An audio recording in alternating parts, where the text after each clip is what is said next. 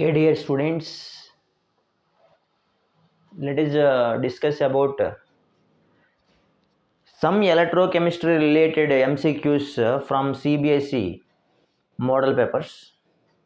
Okay, I hope you understand the previous questions what I discussed from chemical kinetics and all these things. Now, I am going to see about some three questions from three different model papers, sample papers of CBSE MCQs for the coming examination 2024. Let us see how many Faradays are required to reduce 1 mole of MnO4 minus to Mn2 plus. MnO4 minus to Mn2 plus. These are the options we have. So one point we have to remember that MnO4 is permanganate.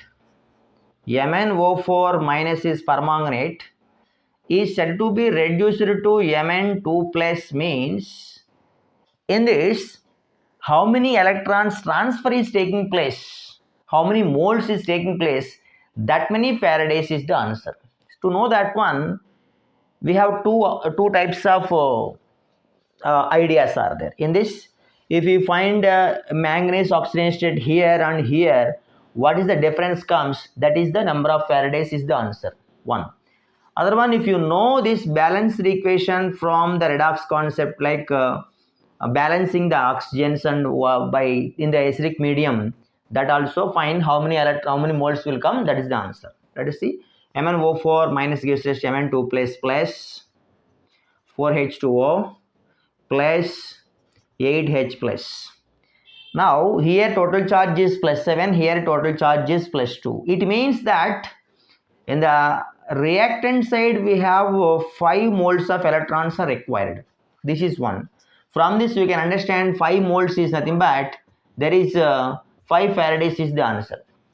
Or else directly MnO4 minus Mn oxidation state, if you calculate, you will get Mn plus 7, and that is became Mn2 plus with the transfer of 5 electrons. So here also we will get the same number of moles of electrons, which is that many Faradays is required for the reduction of permanganate into manganese. Okay, so this is the right answer. 5 Faradays are required for this one. Hope you understand. Let us see the next one and a second question in this one. The number of Faradays passed through a solution of copper sulfate to produce 1 mole of Cu and O2 will be. So they have not mentioned about what is the number of moles of O2. Then if you confine with the copper case and all, yes, obviously copper 1 mole requirement is nothing but 1 mole of copper is coming from 1 mole of copper ions. So how we will see that one is nothing but CuSO4 is said to be dissociates in the solution in terms of Cu2 plus and SO4 2 minus. If you take this aqueous Cu2 plus, that undergoes reduction at cathode by giving 1 mole of Cu. So it means that how many Faradays are involved in this one is 2 Faradays are involved. Straight away got the answer. But when it comes to oxygen case, if you take oxide O2 minus will give O2 with the liberation of 2 moles of oxygen. Here also we have the 2 Faradays are said to be now passed, is the information came from these two. Either this one or this one, you can tell the answer, that is 2 Faradays is said to be passed through copper sulfate solution to produce 1 mole of copper, and O2 is the answers, that is 2 moles. Let us move on to this next question. What is the question is, solutions of 2 electrolytes X and Y are diluted. So here X and Y are the 2 solutions which are actually diluted in the experiment of molar conductivity. So the topic is molar conductivity of X increases 25 times, and whereas Y increases 1.5 times, they are telling. So after the experiment, they came to know that molar conductivity of X differs by Y. In what way is that? But X is molar conductivity is more 25 times, Y molar conductivity increased by just only 1.5 times. And they are asking us a question that which one is a strong electrolyte in this one? Which one is the strong electrolyte in this one?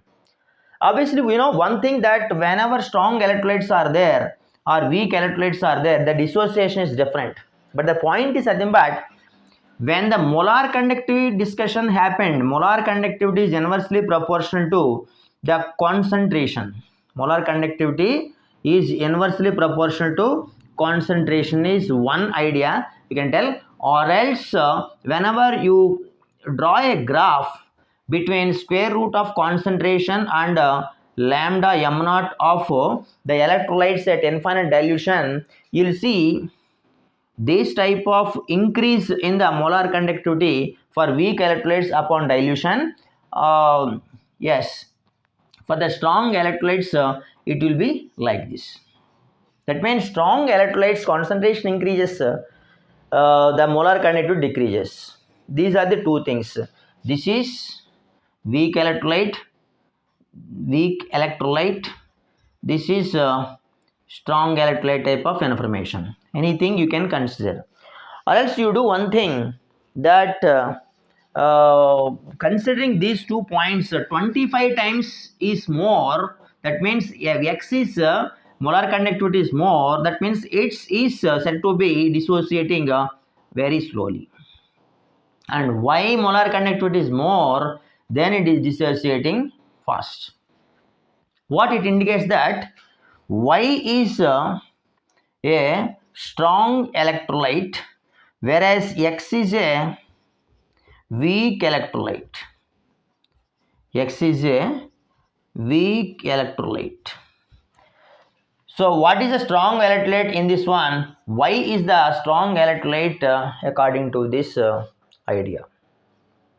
Hope you understand this question. This question is related with the molar conductivity increase. Increase in molar conductivity is due to the decrease in the concentration, or increase in the molar conductivity is due to dilution. It is also directly proportional to dilution. More is the dilution, more is the molar conductivity. This is observed for weak electrolytes and that is opposite that of the strong electrolyte. So Y is a strong electrolyte and its molar conductivity is increased just 1.5 times only when compared with the X solution, X electrolyte. So Y is the answer for this question. Whereas if the question asks for weak electrolyte in the same thing, then our answer is X. Hope you understand these 3 questions from electrochemistry CBSE sample papers. Thank you very much.